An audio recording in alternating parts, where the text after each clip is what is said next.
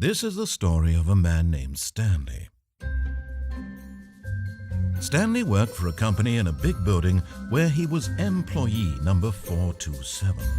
Employee number 427's job was simple. He sat at his desk in room 427 and he pushed buttons on a keyboard. Orders came to him through a monitor on his desk, telling him what buttons to push, how long to push them, and in what order. This is what employee 427 did every day of every month of every year. And although others might have considered it soul-winning, Stanley relished every moment that the orders came in, as though he had been made exactly for this job. And Stanley was happy. And then one day, something very peculiar happened. Something that would forever change Stanley. Something he would never quite forget. He had been at his desk for nearly an hour when he realized that not one single order had arrived on the monitor for him to follow. No one had showed up to give him instructions, call a meeting, or even say hi. Never in all his years at the company had this happened, this complete isolation. Something was very clearly wrong. Shocked, frozen solid, Stanley found himself unable to move for the longest time. But as he came to his wits and regained his senses, he got up from his desk and stepped out of his office. All of his co-workers were gone. What could it mean? Stanley decided to go to the meeting room. Perhaps he had simply missed a memo. No matter how hard Stanley looked, he couldn't find a trace of his co-workers.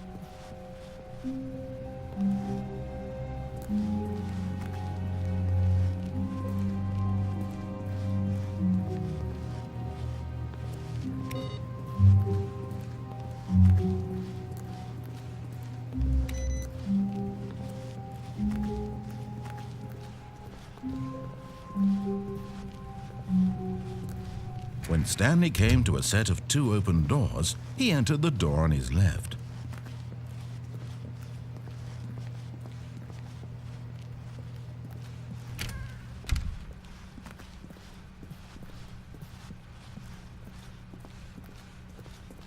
Yet there was not a single person here either. Feeling a wave of disbelief, Stanley decided to go up to his boss's office, hoping he might find an answer there.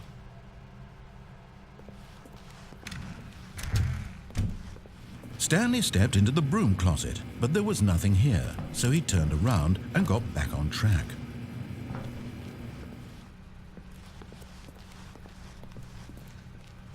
Coming to a staircase, Stanley walked upstairs to his boss's office.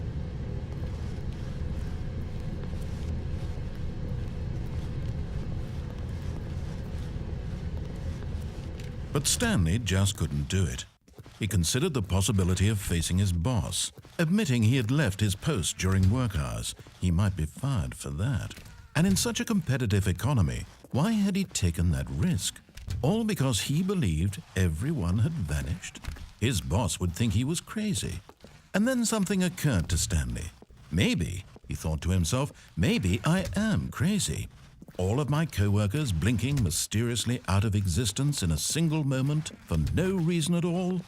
None of it made any logical sense. And as Stanley pondered this, he began to make other strange observations. For example, why couldn't he see his feet when he looked down? Why did doors close automatically behind him wherever he went? And for that matter, these rooms were starting to look pretty familiar. Were they simply repeating? No, Stanley said to himself, this is all too strange. This can't be real. And at last, he came to the conclusion that had been on the tip of his tongue. He just hadn't found the words for it. "I'm dreaming!" he yelled. "This is all a dream." Oh, what a relief Stanley felt to have finally found an answer, an explanation. His co-workers weren't actually gone. He wasn't going to lose his job. He wasn't crazy after all. And he thought to himself, I suppose I'll wake up soon. I'll have to go back to my boring real-life job pushing buttons. I may as well enjoy this while I'm still lucid. So he imagined himself flying and began to gently float above the ground. Then he imagined himself soaring through space on a magical starfield, and it too appeared. It was so much fun, and Stanley marveled that he had still not woken up. How was he remaining so lucid? And then perhaps the strangest question of them all entered Stanley's head. One he was amazed he hadn't asked himself sooner. Why is there a voice in my head dictating everything that I'm doing and thinking? Now the voice was describing itself being considered by Stanley, who found it particularly strange. I'm dreaming about a voice describing me, thinking about how it's describing my thoughts, he thought. And while he thought it all very odd and wondered if this voice spoke to all people in their dreams, the truth was that, of course, this was not a dream. How could it be? Was Stanley simply deceiving himself, believing that if he's asleep, he doesn't have to take responsibility for himself? Stanley is as awake right now as he's ever been in his life. Now, hearing the voice speak these words was quite a shock to Stanley. After all, he knew for certain, beyond a doubt, that this was in fact a dream. Did the voice not see him float and make the magical stars just a moment ago? How else would the voice explain all that? This voice was a part of himself too. Surely, if he could just... He would prove it. He would prove that he was in control, that this was a dream. So he closed his eyes gently, and he invited himself to wake up. He felt the cool weight of the blanket on his skin, the press of the mattress on his back, the fresh air of a world outside this one. Let me wake up, he thought to himself. I'm through with this dream. I wish it to be over. Let me go back to my job. Let me continue pushing the buttons. Please, it's all I want. I want my apartment and my wife and my job. All I want is my life exactly the way it's always been.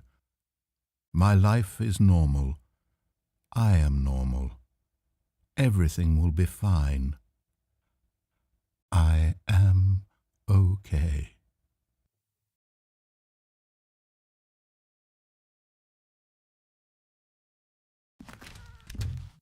Stanley began screaming. Please, someone, wake me up. My name is Stanley. I have a boss. I have an office. I am real. Please, just someone tell me I am real. I must be real. I must be. Can anyone hear my voice? Who am I? Who am I? And everything went black.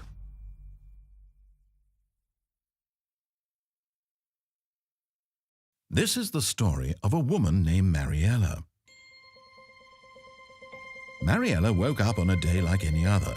She arose, got dressed, gathered her belongings, and walked to her place of work. But on this particular day, her walk was interrupted by the body of a man who had stumbled through town talking and screaming to himself, and then collapsed dead on the sidewalk. And although she would soon turn to go call for an ambulance, for just a few brief moments she considered the strange man. He was obviously crazy. This much she knew. Everyone knows what crazy people look like. And in that moment, she thought to herself how lucky she was to be normal. I am sane. I am in control of my mind. I know what is real and what isn't. It was comforting to think this, and in a certain way, seeing this man made her feel better. But then she remembered the meeting she had scheduled for that day. The very important people whose impressions of her would affect her career, and by extension, the rest of her life. She had no time for this, so it was only a moment that she stood there, staring down at the body. And then she turned and ran.